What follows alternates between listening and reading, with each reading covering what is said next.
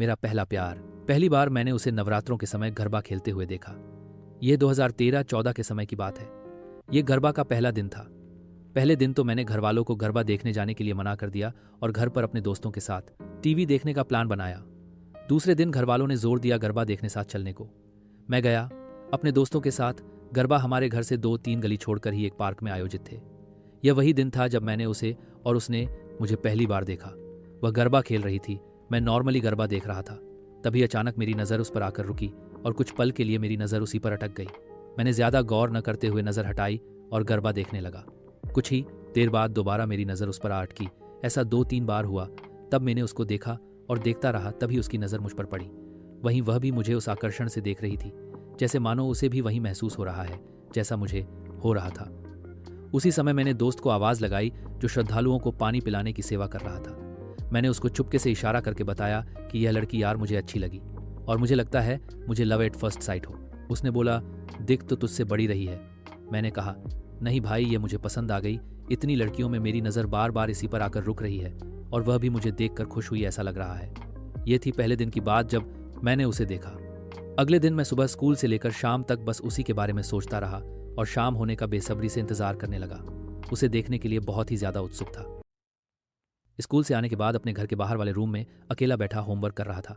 तब होमवर्क खत्म करके एक कागज़ के टुकड़े पर लिखा, क्या आप मुझसे दोस्ती करोगे? मैंने ये पर्ची मेरे दोस्त के हाथों उस तक पहुंचाई और उस समय मेरी हार्ट बीट इतनी तेज थी मानो जैसे दिल अभी बाहर आ निकलेगा। उस लड़की ने पर्ची पढ़ी और फिर मेरी तरफ देखा और कहा, हाँ। बस जैसे ही मेरे दोस्त ने मुझसे ये कहा कि उसने हाँ बोल दिया है, मेरी खुशी का ठिकाना न रहा। उसी दिन उसके पीछे पीछे जाकर उसके घर का पता लगा लिया और मेरी गली से बाहर निकलते ही लेफ्ट लेते ही तीसरा या चौथा मकान उसी का था। वे शायद नए नए ही शिफ्ट हुए थे, क्योंकि पुराने होते तो मैं उसे पहले ही देख चुका होता। फिर ऐसे ही आई कांटेक्ट चलता रहा, स्माइल करना एक्सेट्रा। फिर दशहरा आया। दशहरे में फिर उसके पास ही रहा। समय बीतता गया। फिर गणेश चतुर्थी आई। उसके घर के आगे वाली गली के अंत में 90 डिग्री लेफ्ट लेते ही सामने मेरा घर था। उसी मोड़ पर एक खाली जगह थी, वहां गणपति जी की प्रतिमा विराजमान की गई।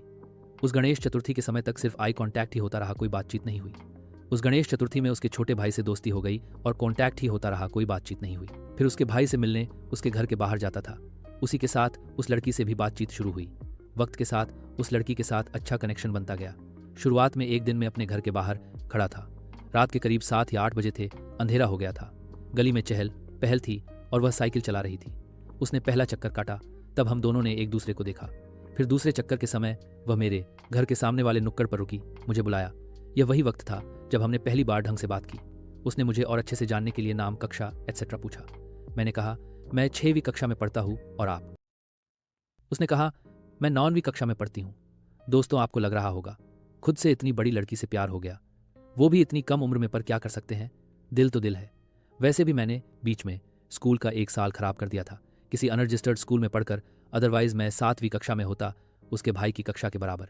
इसके बाद समय के साथ दोस्ती गहरी होती गई। एक दिन मैं अपने दोस्तों के साथ साइकिल चला रहा था। तभी वह और उसका भाई अपने घर के बाहर बैठे थे। मैं जाकर रुका और उसके भाई से बात करते करते मैंने उस लड़की से कहा, क्या हुआ, आज साइकिल नहीं चला रहे?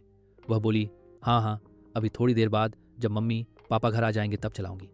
फिर उसके 1 या 2 दिन बाद मैं मेरे घर के बाहर अपने ग्रुप के साथ बैठा था।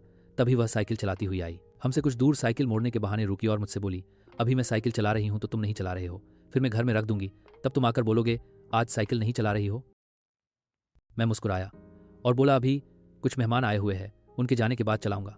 फ्रेंड्स, मैं खास बातें जो मुझे याद है वही बता रहा हूँ, और ये सब बातें इसलिए भी बता रहा हूँ कि शायद ये वीडियोस लड़की तक पहुँच जाए और वह इसे सुने तो शायद उसे ये सारी बातें सुनकर बचपन की वो सब बातें याद आ जाए, और क्या पता मेरी दोबारा उससे बात हो जाए, क्योंकि मुझे उसे आखिरी बार देखने का, बाय कहने और उससे कांटेक्ट करने के लिए कोई नंबर या कुछ भी लेने देने का मौका नहीं मिल पाया, क्योंकि उसकी फैमिली वहाँ से घर छोड़कर कहीं और शिफ्ट हो गई, जिसका मुझे आज तक नहीं पता चला कि वो कहाँ गए। राजस्थान में हम रहते हैं और यहीं हम मिले, पर बाद में सुनने को मिला कि वो हरियाणा चली गई। उसका नाम दीक्षा, उसके पापा टीचर और मम्मी सिलाई का काम करती थी। उसके भाई का नाम एस से शुरू होता है। नाम याद है लेकिन बोलना ठीक नहीं रहेगा, इतना सब डिस्क्लोज नहीं करें तो ही ठीक रहेगा। मेरा नाम वी से स्टार्ट होता है। चलो कहानी की ओर लौटते हैं। समय बीतते बीतते होली का त्योहार आया। मैं अपने दोस्तों के साथ होली खेलते उसके घर के बाहर पहुंचा। उसके भाई को बाहर बुलाकर रंग लगाया। उसको भी रंग लगाने जा रहा था, पर वो दूर भागने लगी, मानो मुझे चैलेंज कर रही थी कि इतनी आसानी से तो नहीं रंग लगवाऊंगी, थोड़ी मेहनत करनी पड़ेगी। इतने में मेरा एक दोस्त छुप कर उसके पास पहुंचा और उसको रंग लगा दिया। फिर मैं वहां से निराश होकर घर आ गया और फिर ये बात आई गई हो गई। फिर दिवाली के समय मैं उसके साथ दिवाली के पटाखे जलाने उसके घर के बाहर गया। मुझे दिवाली वाली गन से डर लगता था। उसने अपनी गन मुझे देकर कहा, कुछ नहीं होगा, चलाओ इसे। ये सब मोमेंट्स आज तक मैं याद करता हूँ और उसे बहुत मिस करता हूँ। फिर उसी दिवाली पर उसने मुझे एक माचिस की डब्बी में 2-3 पेंसिल बम, एक ज़मीन चक्री और कुछ छोटे पटाखे जो एक माचिस की डिब्बी में आसानी से समा जाए मुझे दी। मैंने घर आकर देखा, ज़मीन चक्री और पेंसिल बम थे। मैंने भी उसी डब्बी में मेरे कुछ पटाखे जैसे बड़ी ज़मीन चक्री और पेंसिल बम डालकर उसे देने गया। पहले तो उसने इसे लेने से मना किया, फिर मैंने फोर्स करके उसे पकड़ा दिया। तब उसने ओपन करके देखा तो बोली, मुझे लगा तुम मेरा गिफ्ट एक्सेप्ट न करके वापस दे रहे हो, इसलिए मैं वापस नहीं ले रही थी, लेकिन तुमने इसमें अपने पटाखे डालकर दिए थे। मैंने कहा, हाँ डब्बा वही है पर अंदर के आइटम अलग है। फिर एक दिन उसके घर के आगे से कोई बारात जा रही थी। मैं अपने दोस्तों संग बारात देखने गली के नुक्कड़ पर गया। मुझे पता नहीं था वो मेरे पास लेफ्ट साइड में थोड़ी आगे खड़ी है। उसने टच करके मुझे बुलाया। मैं एक कदम आगे होकर उसके पास खड़ा हो गया और मैंने पूछा, हाँ जी कहिए। तो बोली, यहाँ मेरे पास खड़े होने में शर्म आ रही है क्या? मैंने कहा, नहीं, मैंने तुम्हें देखा ही नहीं था और तो कुछ नहीं। और फिर समय के साथ फाइनल एग्जाम्स खत्म हुए और मैं अपनी फैमिली के साथ छुट्टियां मनाने अपने गांव चला गया। 2 महीने बाद जब मैं गांव से वापस आया तो आते ही मेरे मोहल्ले के सारे दोस्त आए और बोले, तेरा प्यार, तेरी दीक्षा तो चली गई।